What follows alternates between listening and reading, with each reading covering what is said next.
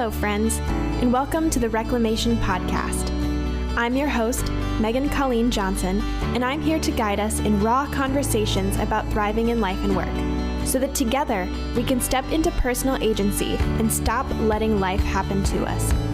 We'll cover topics like health, boundaries, communication, finances, and worthiness. That badass business you've been dreaming of, it's not so far off. The desire to wake up feeling fully alive, it's right around the corner. Hey everyone, I am so excited for this episode of the podcast. I have Jenna Dayle on the podcast today, and you are in for such a good conversation.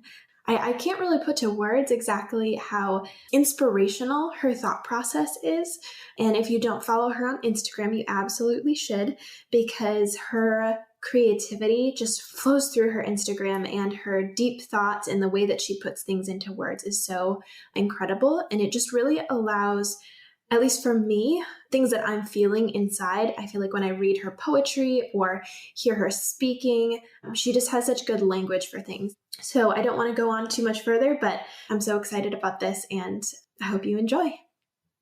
All right. Hey, everybody. Welcome to the podcast. I am so excited for our conversation today with Jenna Dayle. Hey, Jenna. It's so great to have you. Hey, nice to be here, Megan. Yeah, awesome. And for anyone here who doesn't know Jenna, she is a poet, a teacher, and a writing advocate.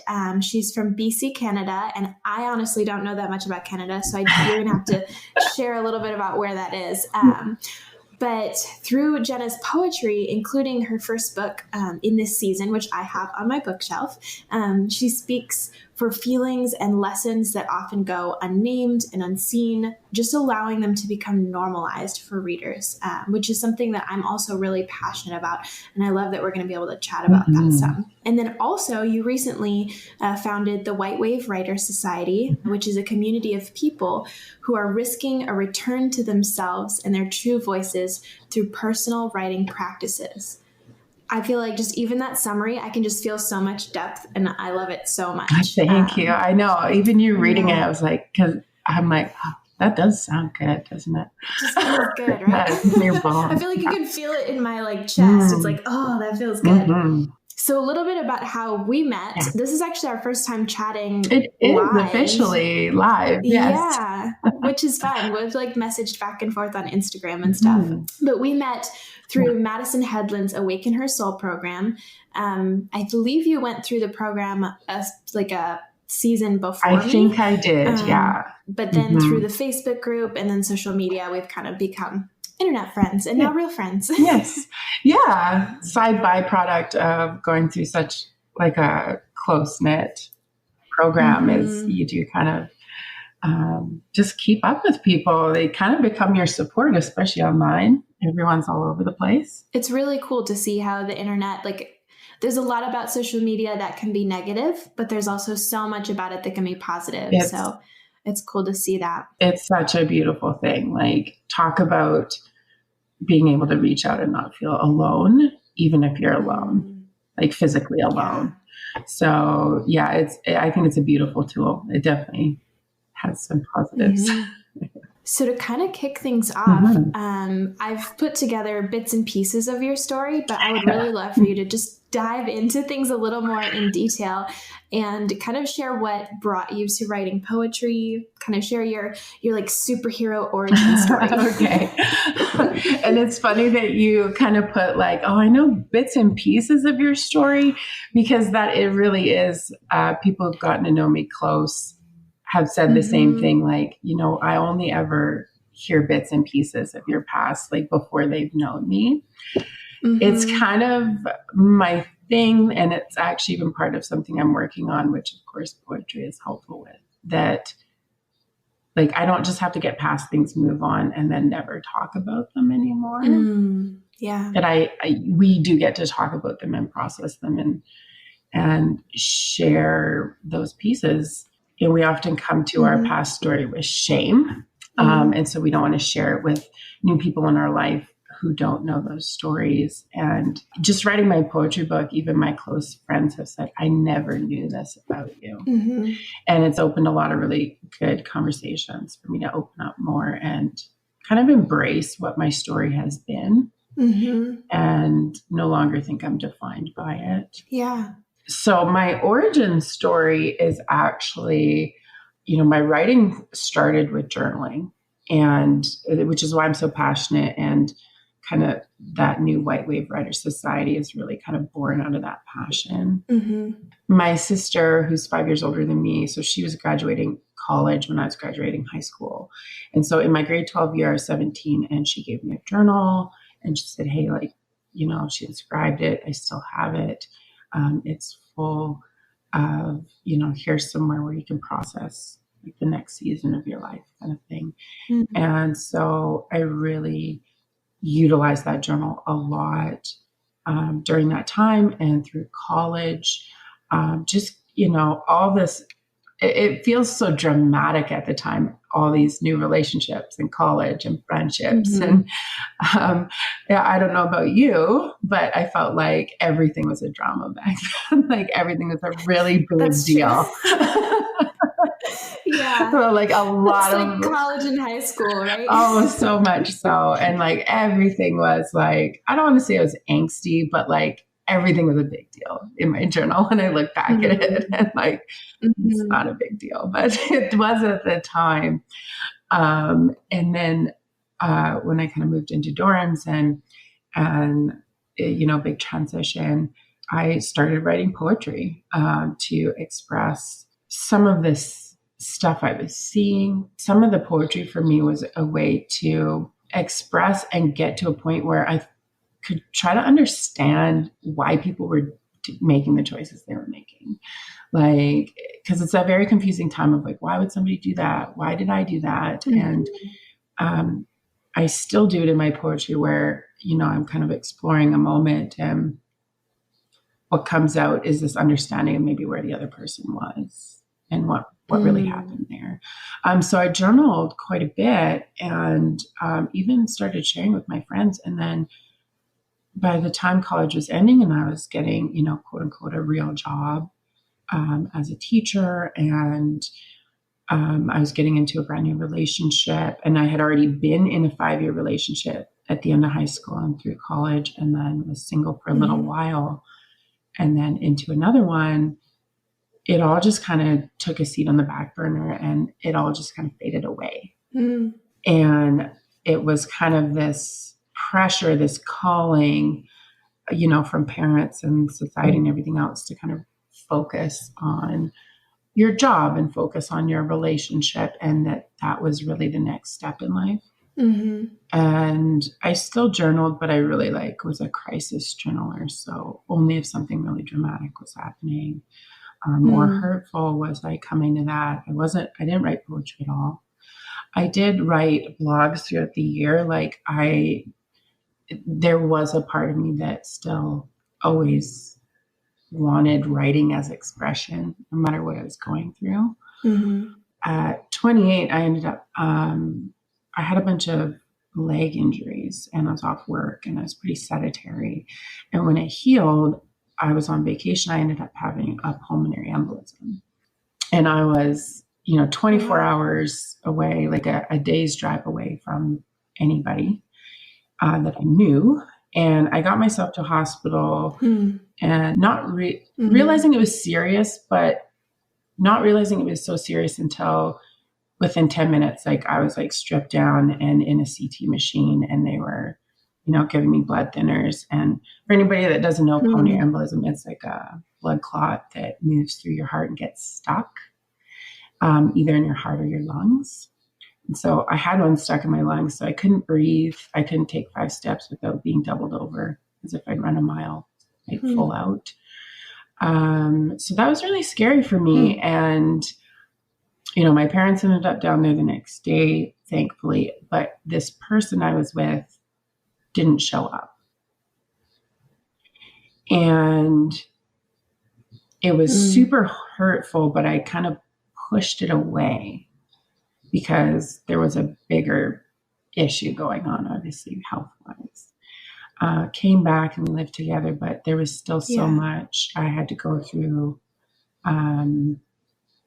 for the next 6 months of healing this and dealing with this, that it was all I could focus on. And so, the relationship just kind of stood there.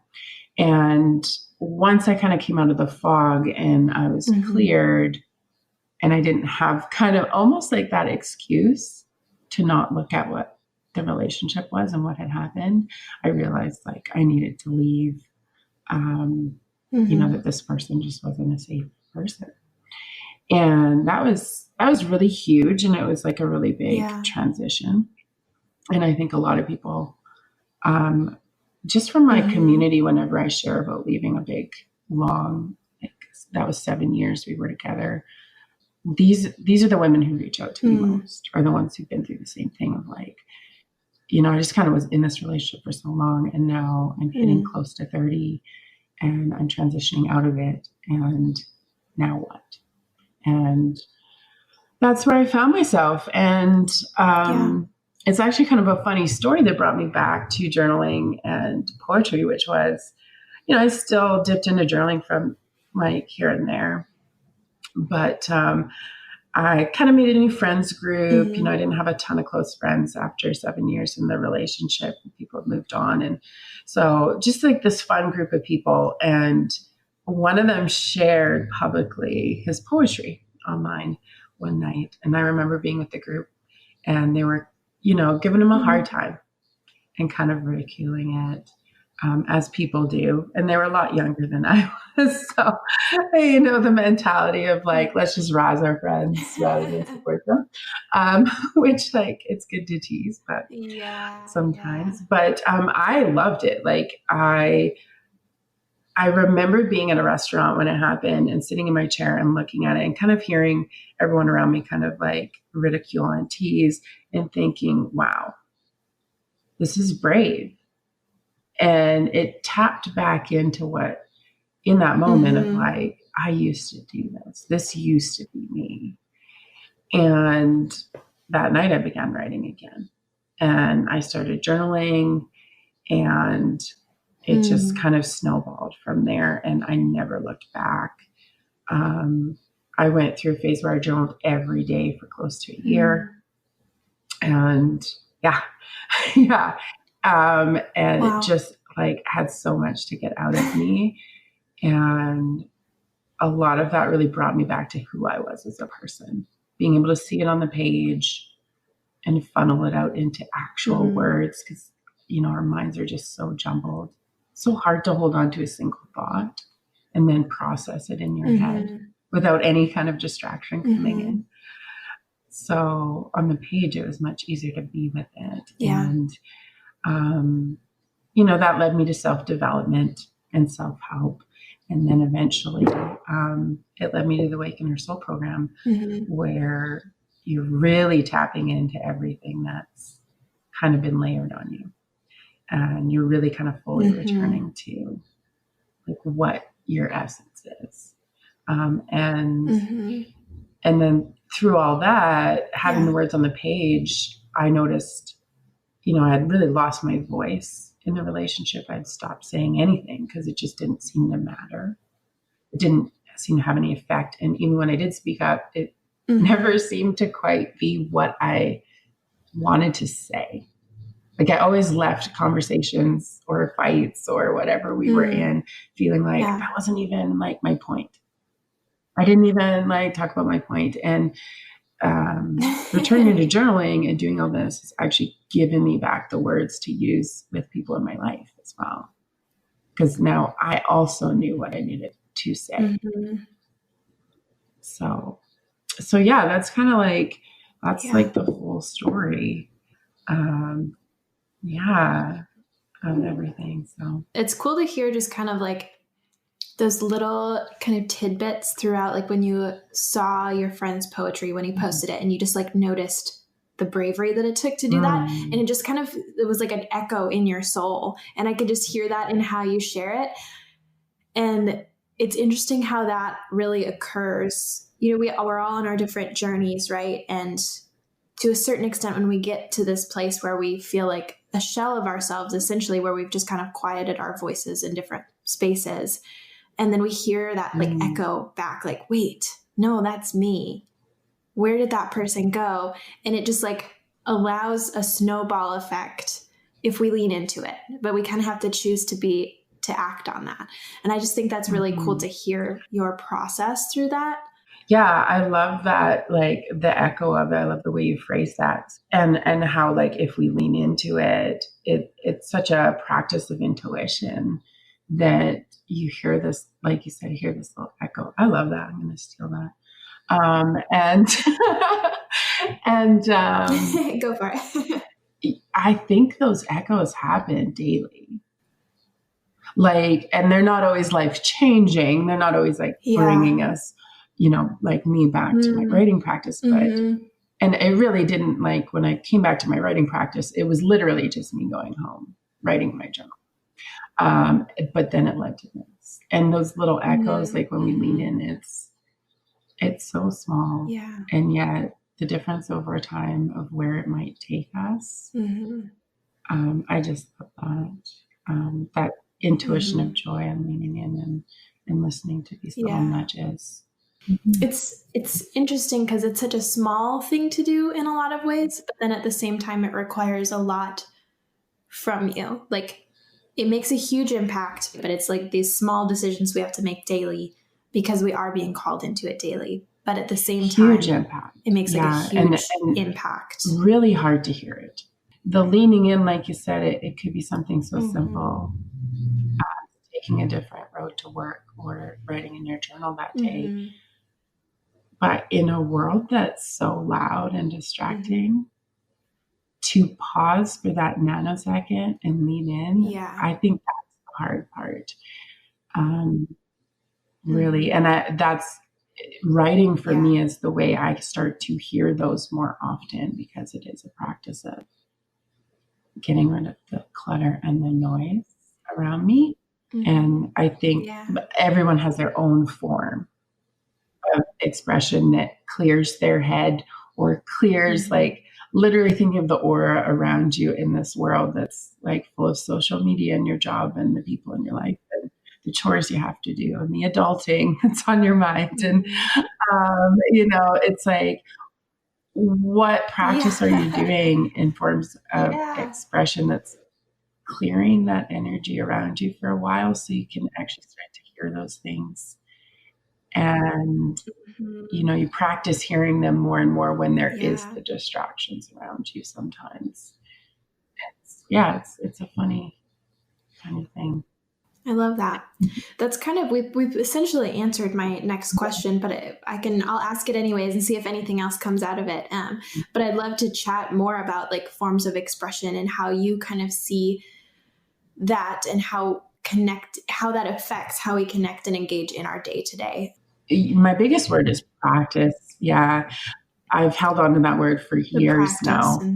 Being a perfectionist who wants to do everything right the first time, that word is like my religion, if I can put it that way, because it is what I literally like meditate on. I'm like, it's a practice. It's just a practice. Just calm down. It's a practice. Like, you don't have to do this perfectly. And, learning that everything's trial and error and that everything's a practice. And that with practice we get better, but we never get perfect. Just opens doors. And I think expression, whatever form, obviously I'm, gung-ho on writing, which, but it can be anything really, whatever your form of expression is. Yoga, art. Walking's a good one. It clears my head. I have lots of male friends, and like, even just, he often thinks he's not creative, but like when he's doing his mechanicking, he says his mind clears. And anything can be your form of expression as long as it's tapping you back into your voice and you're feeling yourself when you're doing it. I think writing has this really special place though, because being in a world where we communicate through language a lot, to have your form of expression be the words that can also help you translate that into your relationships or your work, and into your actual voice in this life. I think that's what's so special about things like personal writing, journaling, poetry, is that it is literally giving you the words, where other forms of expression are tapping you into those things.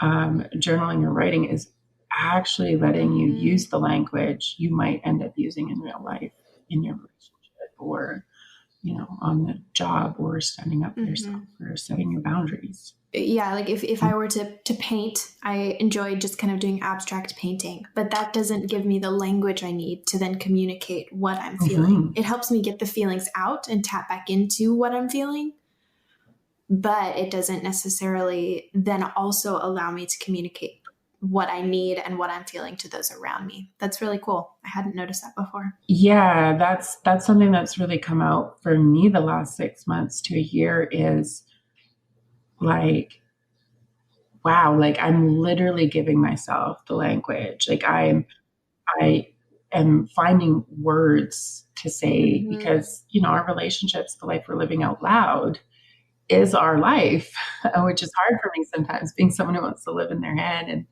and write and read and just do everything inside the confines of my mind. And yeah, I think that's a really cool part. And I get really obsessed with accounts on social media that give people scripts of what to say. I'm really obsessed with those. And I think that's where my, how I made that connection for myself was, like I'm giving people language on how to do this is so calming. If you've ever found something online that you're like, oh, that's how I can phrase that to somebody I'm having a difficult time with, and it just unlocks, and to be able to actually be the person who's also unlocked, like in yourself, giving yourself the guidance and words is it's really an act of self-trust, that you can trust that you'll find the words to say to people. I feel like I'm coming away from some of these different pieces feeling really inspired to like try to write some things, because I feel like, sometimes you get those things in your head, but well, and it was hard for me to come from moving into poetry to moving into being a writing advocate and coaching personal writing, because I was like, oh, what do I have to say? And then I realized, like, whenever I talk about this, people are like, oh, now I really want to do this. It's like, oh, okay, so this is just natural. Like, I don't have to worry too much about making the jump. It's here. I just have to start talking about it. I'd love to briefly jump back a little bit. When we first started talking about your story, we kind of touched on how, like, I had heard like little bits and pieces of your story from social media. And I think it is an interesting conversation. This is a little bit kind of off the rails a little bit, but I think it is interesting how, as a culture, in a lot of ways, we feel the need to fully share our stories online. But it is interesting because until we tap into ourselves, we don't always know our stories. We need to process them internally, and then we actually are able to figure out, oh, what do I want to share online, and what do I want to keep for those one-on-one conversations? Or maybe I feel comfortable sharing it all online, but I'm going to just, shift the conversation a little bit more to focus on this. But we can never like differentiate that until we kind of center ourselves. I'm curious if you could kind of speak to your thoughts on that and just how you've navigated some of those different pieces. So like navigating the way we share and the things we share, it's really nuanced, and everyone kind of has their own comfort level, I think, with that. But I think what's more important, because it's online and in person, I think the most important thing that comes to my mind is why are we sharing? Is it safe to share? And are you sure of your story? Not to dip out of the social media side of things, But one of the things that showed up in my life early on was I was constantly telling people my stories. By stories, I mean, what I was upset about or what was bothering me. And I wasn't sharing them to be heard. I was sharing them to get an opinion. And by doing that, I totally lost track of myself in the equation because I honestly think there's a funny thing in our mind where we tend to grasp onto the last opinion our mind has. And so if that's an opinion of somebody you just heard tell you that, that's the last thing you're grasping onto. So you can start to almost, by oversharing and getting too much feedback and opinion and voices about your story, you can honestly lose what your story is about for you and what the actual truth is. Because you just have these layers of what people have told you and you've kind of lost your own voice.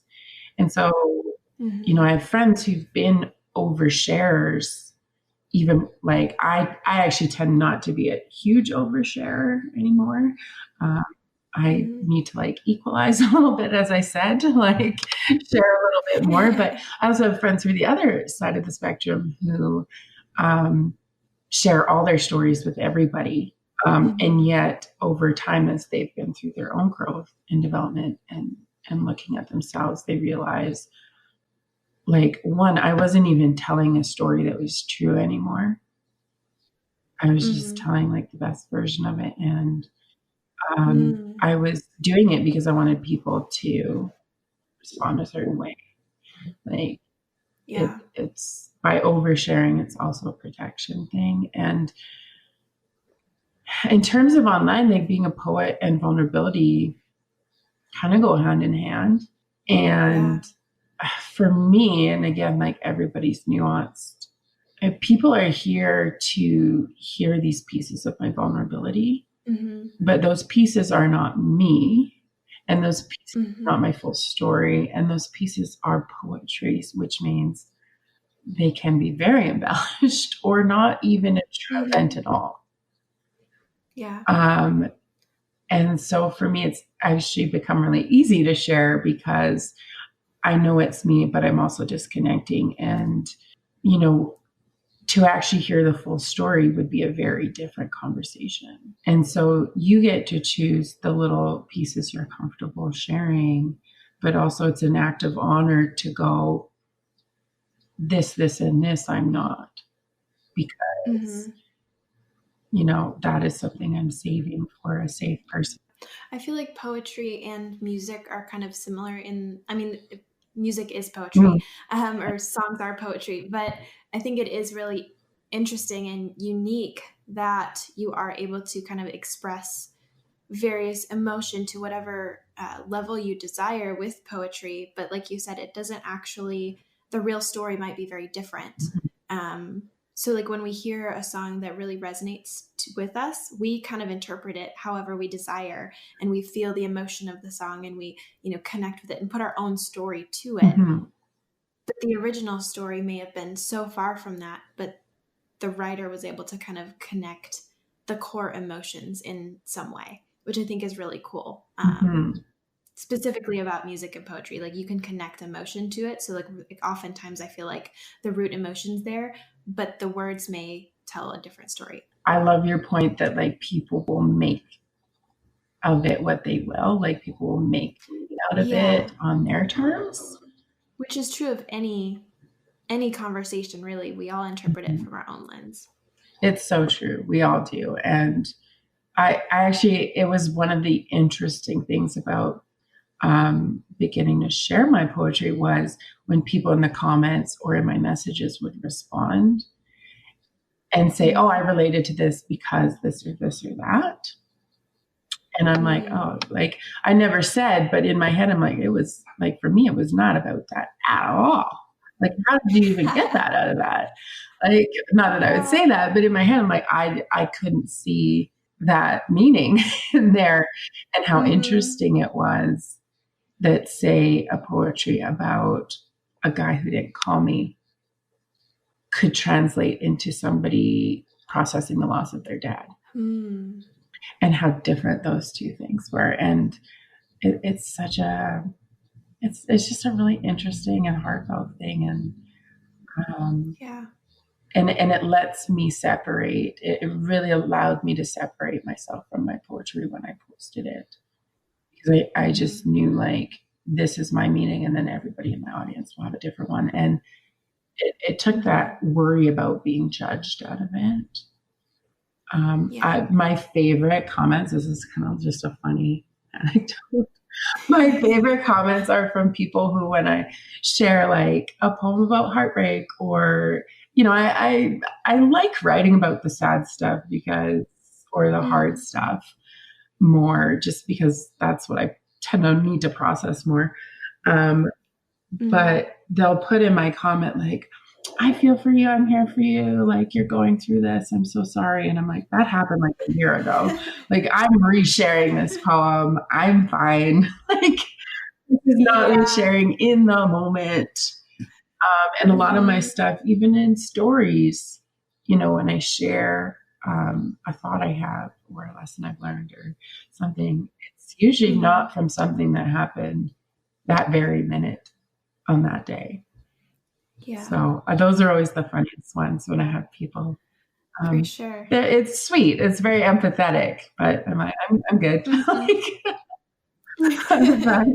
Yeah, it's interesting. I feel like I could go like on a whole nother topic, like how it's interesting how we feel the need to respond to people sometimes when they share things too, though. Like like we're in such an instant world, or like instant culture, so everyone seems to interpret when you post something, it's it just happened, and then they need to respond instantly. Like I feel like that's a whole nother, that's so interesting. Social media is so interesting. Oh my goodness. Yes, I do. Like, and you're right, like the assumption.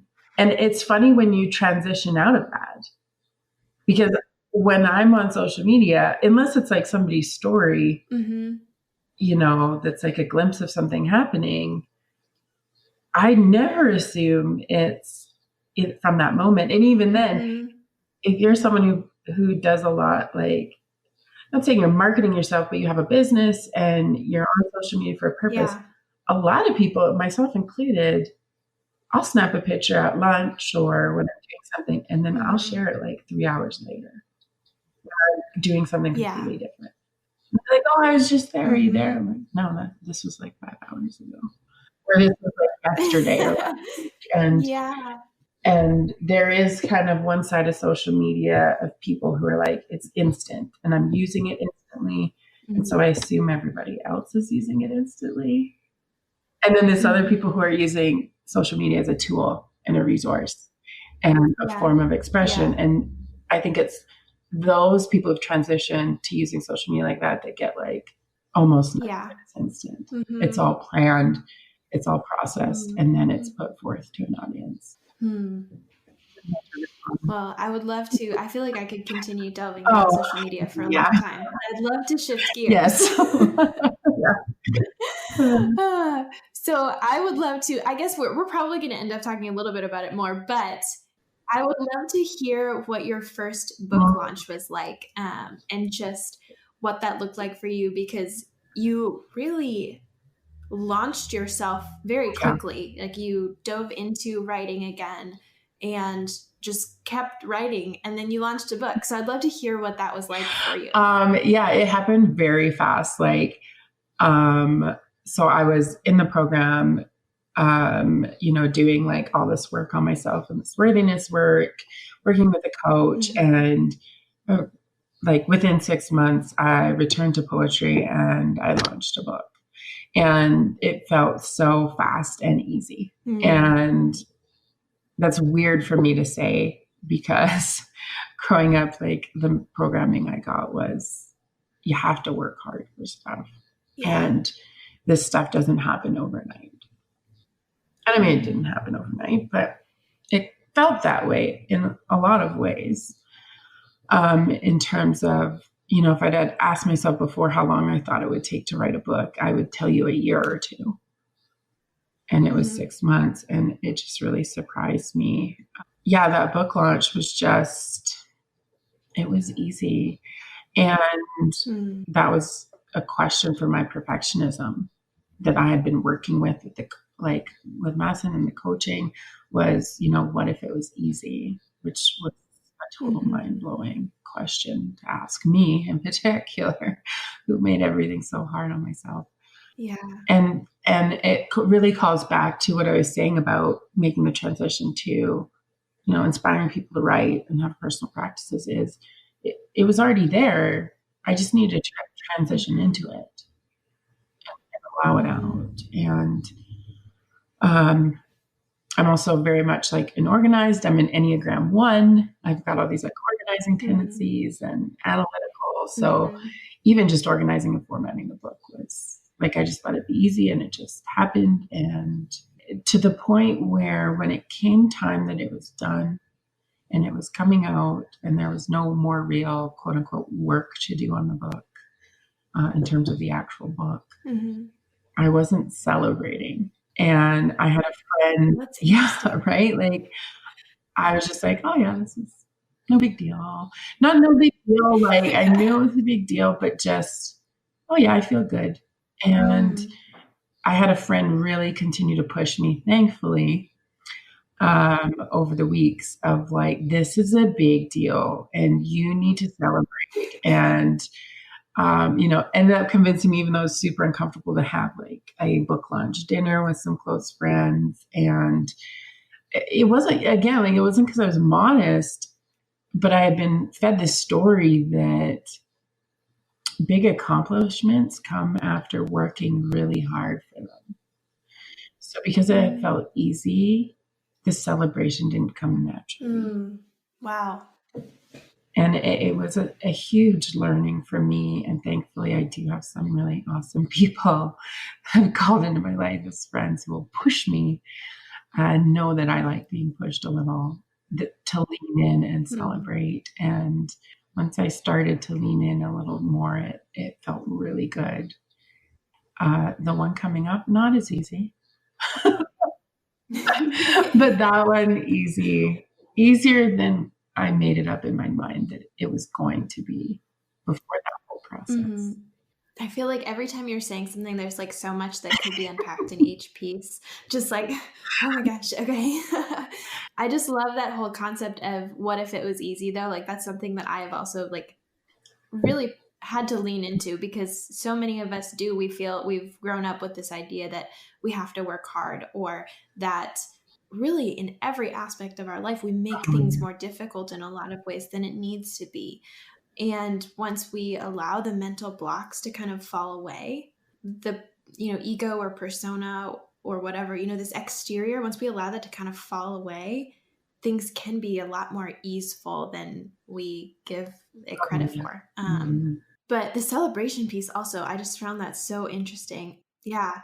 I don't even know what I want to say about it, but I just feel like I just needed to like Yeah. speak that out, just hold space for that celebration because that's like super interesting and very cool that you did have those people around you to kind of celebrate and push you to celebrate, even though it didn't feel comfortable for you at the time. So that's really Yeah, cool. I feel like Love it. celebration gets a little forgotten when it's Mm-hmm. self-celebration. So I Yeah. know it is something I continue to grapple with in terms of, okay, like what can I celebrate for myself? And does it have to come at the end of a huge struggle? So, kind of moving into your Mhm. new book. So, the new book is primarily about returning to self, which kind of our whole conversation in some form or another, we've talked a lot about returning to Mhm. self, returning to trusting your intuition. But I'd love for you to speak like what was this, what caused you to really lean into that for this book and just, yeah, just kind of speak about the new book. When you phrase it like that, like what caused you to lean in to make this the theme of the book was um, I do an intuitive writing process. So I just write Mm, when I'm sparked with yeah. a thought to write. And then when I have like 100 or 150 of these pieces, I go through them and I look and I see what they're about.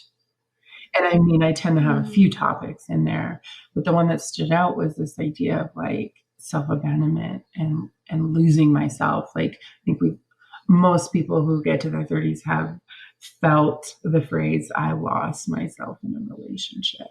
And it was really that. And then more poems about coming back to myself. As young people, we learn to start living outside of ourselves, constantly like for other people, worrying about what we look like to other people. It's always about the other people. And it's really frightening to kind of bring all those pieces back inside our skin and have us hold it and be with ourselves, and prioritize our opinions, experiences, actions, like over like all the people around us. I always visualize like a shadow or a ghost of ourselves. When we're losing ourselves, that shadow is separate and it's literally like expanding away. Like if you were in the horizon or sunset, it's expanding so far away from you that you only have this tiny piece and it's like literally under your feet.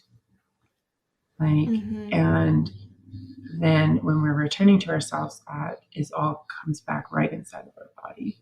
You know, like midday sun, there's no shadow. It's all in us. And so when I started looking through the poetry I'd been writing for a few months, I really looked and that was there. And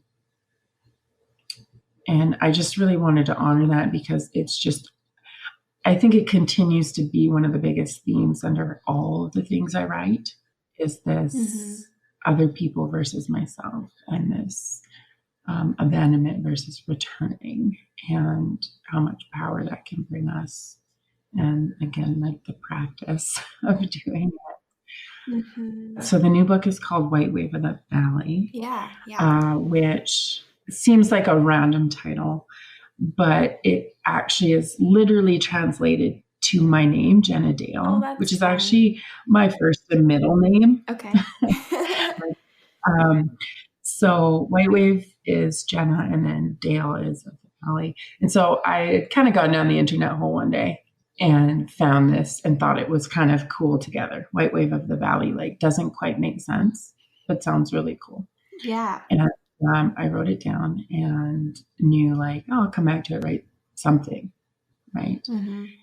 And, you know, I was just kind of going through a lot and dealing with a lot of big issues during that time in myself. And I found myself like a month after writing it down, I was literally, this is like one of those things out of a movie, but like I was in the bath and I have my phone and I'm just like, I start typing out, like I ended up with the first phrase, like she rolled into the valley one day and stayed.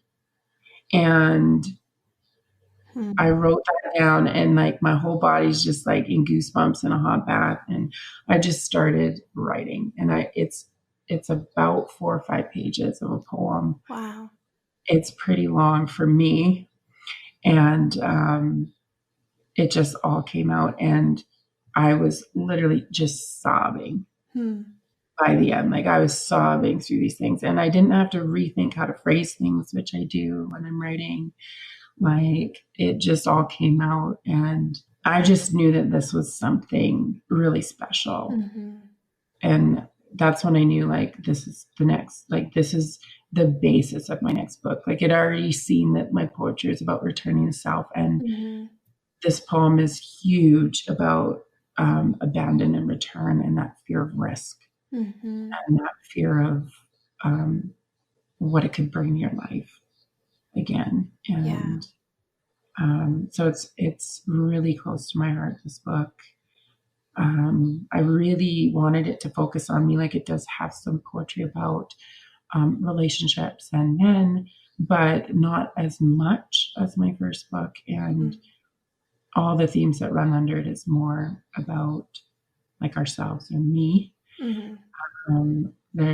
I tackle like perfectionism, comparison, having a closed heart, a locked tongue, fear, like, you know, wanting to stay in safety is a big theme. And so, yeah, so I'm really excited. It's I don't even know what it is for me yet, but it's important to me is all I know. No, oh my gosh. to me. It sounds incredible. I'm like really excited for it. But just even the name, like that just, it's so cool how it's about the return to self, and you had this whole, the longer poem kind of come out of that, but Mhm. also just that understanding where the title came from just gives the book so much, I don't know, even more depth than I'm sure it already has. Yeah, that's incredible. I love hearing kind of how that process looked for you and how you really just allowed your story to kind of write the book for you in a lot of ways, not negating the work and the effort that it takes to create a book, obviously, but it really just flowed, it feels like, from your intuition in a lot of ways, which is so incredible. It did. It really does. And that is something that I'm starting to and will continue to quote unquote preach is like writing is just an act of intuition. Like where's the hard work? It's not there. The hard work is the resistance of, not wanting to do it or not wanting to see it. Yeah. Or afraid of what will come up, but expressing ourselves, like that's what we're naturally made for. We just get a lot of other crap in the way. Yeah, we do. Yeah. That goes back to like all of the noise that we were talking about earlier. There's so much noise, and we create half of it ourselves. Noise. We do. We are so good at creating noise. Oh gosh. Oh man. That's awesome. So we talked a little bit about your book, your story, and I know briefly at the beginning we mentioned that you have the new White Wave Writers Society. I'd love if you could kind of speak to that. What is it? Especially if there's any audience members out there who are writers, or if they're just seeking to lean into their intuition more. Can you just kind of speak to what you've created there? So the biggest thing with this right now is that it's literally in its pregnancy. Because again, after telling you the story of the name of the book, the next thing on my heart that showed up was White Wave Writers Society. And it was just a name. But I knew I had to do something with it. And so I've created an Instagram page, and I've dabbled with, is this going to be where I do my coaching? Because I'm doing coaching on writing and, starting that personal and getting out of our own ways, personal writing practice. Or is this a community where it's not about me or my poetry or my coaching, which I can do, through my, like the Jenna Dayle side of the business. Is this something that's really based on people? And so it's still in its unfolding stages. And for someone who likes to control and know the future and plan, I'm letting this unfold in its own time. And I'm going to let it be what it becomes. I'm not going to overplan it. All I know right now is it's going to be a community of people who feel the same way I do, in terms of knowing that writing is in their heart, and maybe they're just too afraid to come back to it, or they need to be resparked back to it because they know it's going to unlock this next phase for them, this next season, this next level of their soul. And so right now it's an Instagram page. I'm just sharing little tidbits here and there about deep writing. I don't know if this will become a podcast. I don't know if it'll be some sort of membership site or a Facebook group, a magazine. One of the things I get nudged towards is these retreats, for women and men, kind of return to their writing over like a weekend or a few days. It's mostly right now just a community of people who feel the same way I do. And then we're going to see kind of what's born from it. That's awesome. So right now, mostly it's just, if you are interested, people can just follow the Instagram account, which is White Wave Writers. And me, because I'm always kind of talking about writing over on my poetry page and coaching and stuff. But even just being a part of a community right now, if you want to be a part of that foundation that's happening, so that your intuition and what you're looking for is also helping like birth what the society will be and how it will support people. So it's really going to be like a collective effort is how I'm feeling the energy of like, what are people going to need and want and what serves them. That's fantastic. Mm-hmm. I love hearing that and understanding kind of how you're allowing that to unfold. And just for everything what I want to do. Just I love it. And I think for both for writers or anyone who just really resonates with your story and your voice, and just the different questions that you pose, I definitely highly recommend both following you on Instagram and connecting through your White Wave Writer Society. I also just think that's cool for listeners who are business owners, or like starting a business of any kind. This is how businesses unfold in a lot of ways, or it is a really intuitive way to allow it to happen. You can feel into what people need and what resonates with you. And sometimes it works.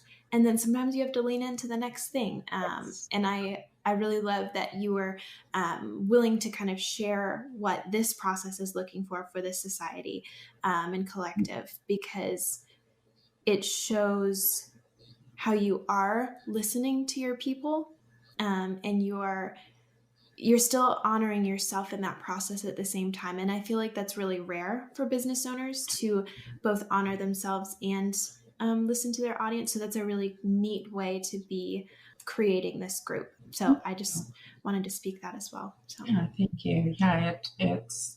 I mean, I've definitely tried a lot, and I do my own coaching, just me one-on-one. So this is a new approach, but yeah, I think one of the things is because I know it's something so close to my heart, being born here, that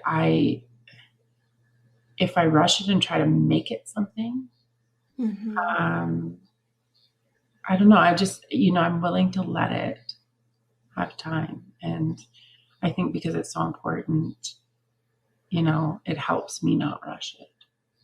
Yeah. I would love to ask a couple final questions. Sure. And I know I can always go off on a. No, I love it. I love to talk to. As a writer, it's probably surprising, but people always say I'm a lot more friendly than they think I will, just in terms that everyone thinks I'm a super introverted, quiet person, and I'm not. I'm introverted, but I can talk. Yeah. Well, I love that what you said earlier, though, where because you write so much, it also supports you having the words to say when you kind of go out into the world. And I feel like I can hear that in you. And that's where I also feel like it's really inspirational, because sometimes I feel like I don't always have the words to say. So it's really impactful to kind of see what that can play out and how you do that work yourself, and it allows you to show up in the world the way that you want to. You have words to say, you have the capacity to kind of share what's on your heart, which is really neat. I love Thank you. That's like, I've never heard it put that way, but I love that. Right? That you made that connection for me. Yeah. This is why it's good to have good people around people. Like, if you need friends like this. Just expounds the conversation. Yes. I love it. Awesome. So let's go ahead and jump into these last final questions for people. Okay. So first thing is, what is your morning routine? Okay. So it's not the same. I don't have a routine. I do dabble sometimes, and I'll do a month or two of something. And when I do, it usually starts with meditation, hydrating, water, meditation, quiet time. Usually it's just getting a coffee, sitting on the couch. It's not meditation, but it's just quiet time. Again, like, I am an introvert. That doesn't mean I'm quiet. It means, I need time alone. So I use that. And of course, journaling, I dip into a lot. I'm kind of in a season where I'm more purposeful journaling, and deeper journaling is happening at night. So I've been listening to that more, but I do dip in the morning as well sometimes. And I have a lot of energy in the morning. So once I meditate or I have some quiet time, if I'm going to dip into my journal, I'll do that. Then I tend to harness my energy right away. And if I'm answering emails or planning something or writing, or even just doing like house chores or things, I will do those right off the hop. And for me, that works. Like there's a lot of stuff out there like, oh, ease into your day the first hour or two and do all your, but I'm like, I have this energy and I feel good when I do it. And I will use the rest of my day to write if I want to. But yeah, so it's more intuitive. It changes here and there, but I get up early and I usually have some quiet time. Those are the two standards for me. They're constant. That's great. Yeah. Who are some of your favorite role models when it comes to writing? And also just like alignment and connection to self, but kind of like that whole spectrum. So writing in particular, Yana Robinson, which is spelled Jnne, Yana. She's been like a huge inspiration. I followed her months before I started dipping really back into poetry. And the more I write, the more I see why, because our styles are starting, like I am starting to write longer poetry than just, I kind of started out with what we call like Instagram poetry or micro poetry, like just a couple lines, something easily shareable and read online. And especially in the next book, like it's a lot of like, there's a lot more longer things, and she does it so beautifully, and she captures real moments you have as a human, rather than some poetry is very much based in the make-believe and the romantic comedy of the world, if you will. So she's just so raw and in her truth. It's awesome. Tara Bliss, I love for her poetry because it is the softer and it is the whimsical. And if you ever watch her Instagram stories where she talks or listen to her podcast, she just has like this soft energy about her that is so beautiful. I don't know how to describe it. You'd have to go. That's cool. Listen. Yeah. I'm like a big fantasy novel person and sci-fi. Okay. Lee Bardugo she writes fantasy novels that have like this undertone of Russian aesthetic to it. The Grisha trilogy was her first, and there's some great ones after. But it's just kind of like this dark energy to her fantasy writing that I love. Her books really touch me. And also Cheryl Strayed, who wrote Wild, which I feel like a lot of people know Wild because it's the movie with Witherspoon. But when a friend had lent me Tiny Beautiful Things at one point, and again, it was just so raw and real, and it wasn't like this make-believe fairy tale story of answers, and it like brought me to tears. And so these are kind of the people, like I do like my darkness, I do like my rawness, but I do like my softness. And so I think all these people touch me because they really speak to different sides of me. In terms of alignment, I mean, obviously with Awaken Her Soul, Madison Headlands, still work with her. I actually help her with her business now. As part of her team. Tracy Spencer's really great if you feel super creative as a person. Kelsey Grant, who does Radical Self-Love, and her partner Jamie Ray are like relationship people I follow, and they really remind me about that whole like losing yourself and being able to return and holding on to yourself. She's really soft and nuanced, and he's really funny and crass, and he reminds me to play, so that they're kind of a fun dynamic to listen to. Tara Bliss again, and really just the people, talking about some of my friends who've been there, like having a close group of people who are also doing work on themselves often are my biggest reminders and role models, because even though they're not aligning and reconnecting themselves in the same way I am, watching them unfold and deal with their stuff in real time from someone who feels like a real person because they're in your life and you're not watching them through a screen or listening to them. That's a huge inspiration to me. They are amazing. That's awesome. That's really incredible. I love the kind of that last bit.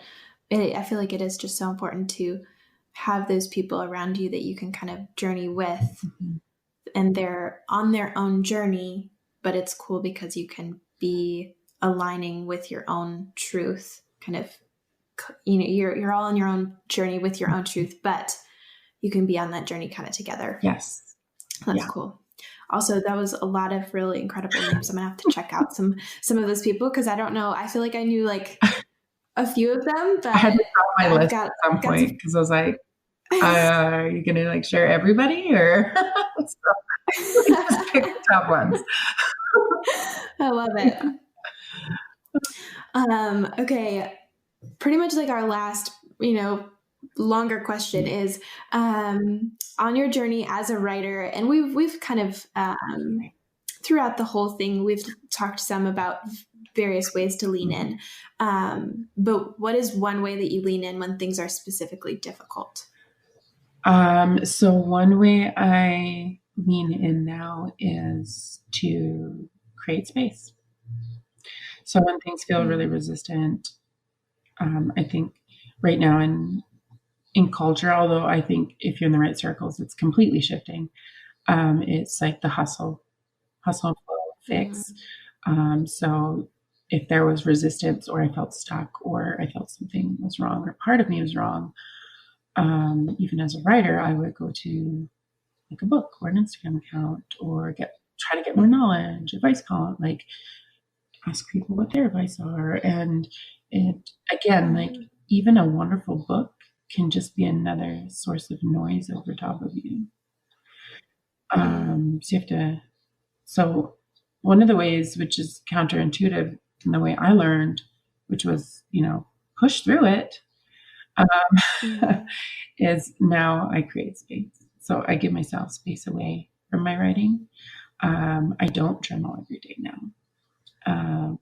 And I do other things, and I take breaks. And even in my writing for poetry, if I'm feeling resistant, I will take a break.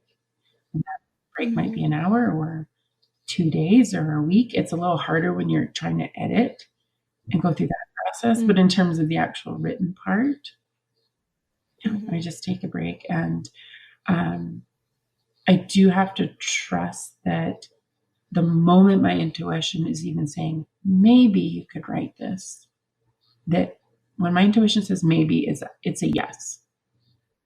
The maybe is just there because I'm in resistance. Because this can easily be like, oh, I'll take a break. And then again, I've been through this 7 years later. Here I am. That's not what we want, but like, hopefully. Although if you really need 7 years, I'm sure it'll be okay. But it is like, okay, I'm going to take a break. I'm going to take space. And the moment my intuition is like, maybe I could sit down today, then that's the day. And trusting that my intuition will lead me back if I'm listening to it. And then I just have to choose it again. Yeah, my writing tends to flow when it's ready. And, I harness that when it does. I don't put it off. When it's ready, I harness it. And like, I will be on my phone with people and be like, just give me a second. I'm writing this down. People who know me know that that's part of knowing me. Yeah. And when it's not flowing, where it's not ready, I just don't write. And when I do need structure, like right now, if I'm like, oh, I need one more poem for this section of my book, I tend to create a ritual. So, I'll get my coffee, I'll sit down, I'll put my fireplace on, I might throw some music. So just kind of creating that ritual to respark can help when I really just do need to come to it. I love how you have learned yourself through that. So if it's a maybe, it's a yes. And just learning there's a certain point when you need to make space because it's difficult and you need to just make space. But then there's also another point when you got to push through, but it's a different kind of push through. It's a knowing versus a pushing, I feel like, from what you've said. Yeah. That's a good way to put it. So as we wrap up, how can the listeners find you online? So I am most active on Instagram at Jenna Dayle, which is my poetry and easing into some coaching content for journaling. And you can dip into that. White Wave Writers on Instagram as well as the handle. Just little things here, but if you want to join and see what it becomes, that would be cool. And then I do have a website, www.jennadayle.com. Dayle spelled Dayle.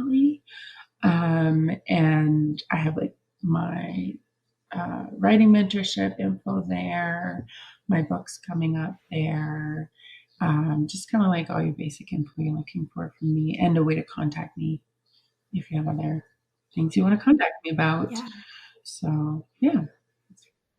Awesome. And then what are the launch dates that we need to keep in mind? So if you're thinking about White Wave Writers, it's going to be out November 21st. All my books are available on Amazon, so it will be there. And if you're following me, then, I always announce it and stuff. And the second thing I have launching, which is something I'm currently working on and working hard on, is I'm going to be opening doors to a small, very small journaling program in January for women who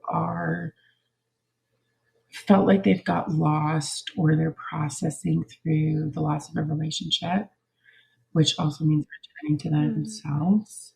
I'm calling it Journaling Through Heartbreak. And it's not like a get over your guy quick thing. It's not about that. It is about journaling, and it is about, I pretty much am leading women through all the ways their journal can help them process, whether they feel like they process through that 8 weeks that we're together, or they need to continue doing it on their own. And I'm going to be opening doors to that on January 1st through 7th. And I'm only taking a very small group of women. I'm going to be working very intimately with them on, all this stuff I've been talking about in terms of journaling today, and doing it with a focus of moving on from a past relationship. Awesome. That's fantastic. I hadn't heard about that. That's a brand new thing. I've only told you so far. So look at that. Because you heard it here first, folks. I'm currently working on. So of course I'm not quite sharing it yet, but by the time this is up, it will be ready to share that I'm working on it, and then it will be up. So. Cool. Well, thank you so much for joining me today. We had so much good conversation here. Oh, yeah, it was awesome. And I trust that everyone will just be able to get so much out of it. So thank you so much. Yeah, thank you so much, Megan. And just wanted to add, if you're just listening to this podcast, you got to go cheer her on her Instagram as well. And tell her to get on those videos. Oh gosh, yeah. For those of you who don't know, we briefly chatted because Jenna is awesome about getting on her Instagram stories, and I am still working on becoming brave enough to do that regularly. Practicing the bravery. So good. I love it. Awesome. I love your stuff. Thanks. Shout out to you. Thank you so much for joining me on this episode of the Reclamation Podcast. I hope it served you on your own reclamation journey, and know that I'm rooting for you all the way. If you want to learn more about the show guests, head to the website, thereclamationpodcast.com. And if you found value in the show, 5 stars is always appreciated. Good things are coming for you. Bye for now.